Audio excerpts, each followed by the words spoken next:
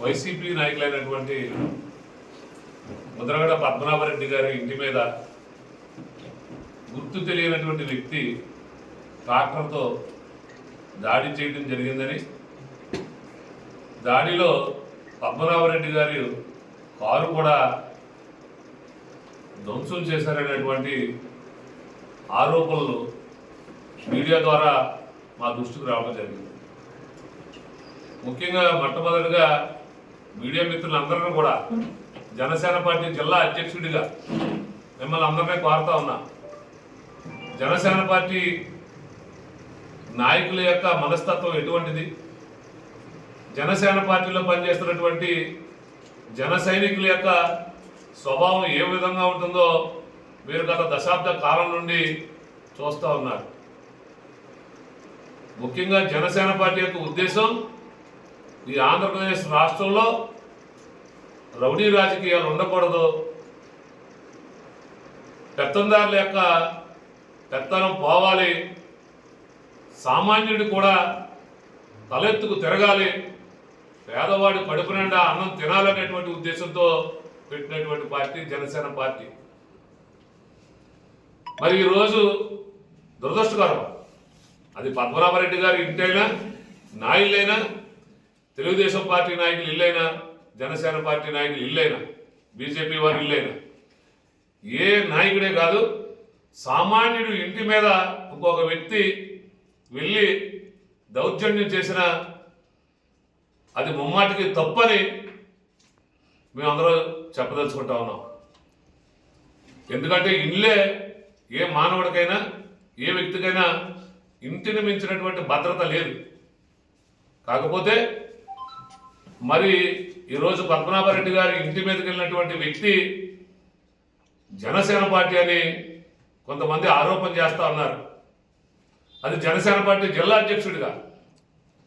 ఈ కాకినాడ జిల్లాలో ఉన్నటువంటి 7 నియోజకవర్గాల్లో ఉన్నటువంటి 190% మంది వ్యక్తులు మొట్టమొదటి నుండి జనసేన పార్టీలో పనిచేస్తున్నటువంటి నాకు, జనసేన పార్టీలో క్రియాశీలకంగా పనిచేసే ప్రతి వ్యక్తితో నాకు పరిచయం ఉందని ఈ సందర్భంగా చెప్తా ఉన్నాం. ఎవరైతే ఈరోజు మీడియా ద్వారా చూస్తూ ఉన్నాం, పద్మనాభరెడ్డి గారు ఇంటి దగ్గరికి వెళ్ళిన వ్యక్తి, అతను నేను జనసేన పార్టీలో ఎప్పుడూ చూడలేదని మీ మీడియా ద్వారా నేను ఈ సందర్భంగా తెలియజేస్తా ఉన్నా. నిజంగా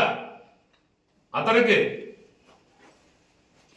అది జనసేన పార్టీ కావచ్చు, ఏ పార్టీకి సంబంధించిన వ్యక్తి అయినా సరే, పద్మనాభరెడ్డి గారి ఇంటి మీదకి వెళ్తాం మాటికి ముమ్మాటికి తప్పని జనసేన పార్టీ జిల్లా అధ్యక్షుడిగా నేను ఖండిస్తూ పోలీసు వారిని మీడియా ద్వారా కోరుతా ఉన్నా, అతను ఎవరైనా, అతను ఎంతటి వాడైనా కఠినంగా శిక్షించి తీరాలి. మరొక్కసారి ఇటువంటి పొరపాటు, కాకినాడ జిల్లా ప్రశాంతమైనటువంటి జిల్లా,